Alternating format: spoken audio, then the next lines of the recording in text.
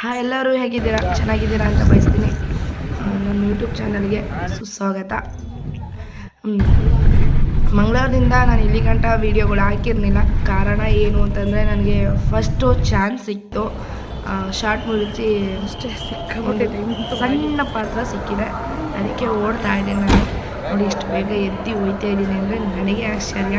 ಯಾಕಂದರೆ ಒಂದು ಕಡೆ ಜೋಶ್ ಇತ್ತು, ಒಂದು ಕಡೆ ಭಯನೂ ಇತ್ತು. ಹೇಗಿರುತ್ತೋ ಏನೋ ಇತ್ತು ಅನ್ನೋದು ಭಯನೂ ಇತ್ತು. ಹಂಗೂ ಹೋಗಿದೆ. ನಾನು ಹೋಗಿ ಮೇಕಪ್ಪೆಲ್ಲ ಮಾಡಿಸ್ಕೊಂಡೆ. ಮೇಕಪ್ಪೆಲ್ಲ ಮಾಡಿಸ್ಕೊಂಡ್ಮೇಲೆ ಸ್ವಲ್ಪ ಹೊಸ ಟ್ರಿಕ್ಸು ಅಂದರೆ ಗೊತ್ತಿರುತ್ತಲ್ಲ, ಮೊದಲನೇ ಹೆಜ್ಜೆ ಅಂತಂದರೆ ಸ್ವಲ್ಪ ಅವಮಾನ ಮುನ್ಸಾಟಗಳು ಇದ್ದೇ ಇರುತ್ತೆ. ಅವೆಲ್ಲ ಅಲ್ಲಿ ನಡೀತಿತ್ತು. ಆದರೂ ಅದು ಬೇಡ ಬಿಟ್ಟಾಕಿ. ಫಸ್ಟ್ ಅವಮಾನ ಆದವ್ರಿಗೆ ನೆಕ್ಸ್ಟು ಬಹುಮಾನನ ಸಿಕ್ಕೋದು. ಅದು ನನ್ನ ಲೈಫಲ್ಲಿ ಬೇಜಾರು ನಡೆದಿದೆ, ಬೇಜಾರು ನಡೀತಾನೂ ಇದೆ. ಸಿಕ್ಕಾಪಟ್ಟೆ ಅವಮಾನ ಅಂತೂ ಮಾಡ್ತಿದ್ದಾರೆ. ಅವಮಾನ ಮಾಡೋರ ಮುಂದೆ ನಾವು ಹೇಗಿರಬೇಕು ಅನ್ನೋದು ಭಗವಂತ ಮೇಲೆ ಕೂತಿರೋನು ತೋರಿಸ್ಕೊಡ್ತಾನೆ. ಅದೇ ಸಾಕು. ನಾವು ಒಬ್ರಿಗೆ ಕೆಟ್ಟದ್ದು ಬಯಸೋದು ಬೇಡ. ನಮ್ಗೆ ಎಷ್ಟೇ ಕೆಟ್ಟದಾದ್ರೂ ಇನ್ನೊಬ್ರು ನಾವು ಕೆಟ್ಟದ್ದು ಬಯಸೋದು ಬೇಡ. ನೋಡಿ, ಬೆಳಗಿಂದ ವೇಟ್ ಮಾಡಿದ್ದೀನಿ, ಇನ್ನೂ ನನ್ನ ಚಾನ್ಸ್ ಬಂದಿಲ್ಲ. ವೇಟ್ ಮಾಡ್ತಾಯಿದ್ದೀನಿ. ಇದು ನೈಟು ಎಂಗೇಜ್ಮೆಂಟ್ ಸೀನು.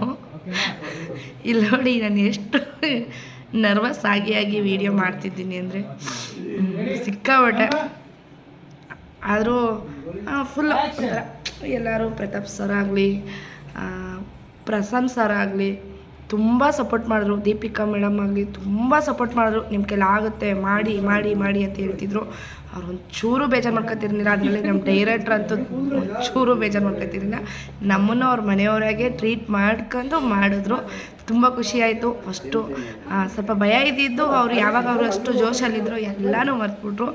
ಅದರಲ್ಲಿ ಪ್ರತಾಪ್ ಸರ್ ನಾನು ಸ್ವಲ್ಪ ಕಾಮಿಡಿ ಮಾಡ್ಕೊಂಡು, ತುಂಬ ಕಾಮಿಡಿ ಮಾಡ್ಕೊಂಡು ಸಿಲ್ಸಿಲಿ ಎಲ್ಲ ಆಡ್ಕೊಂಡಿತ್ತು. ಆದರೂ ತುಂಬ ಚೆನ್ನಾಗಿತ್ತು.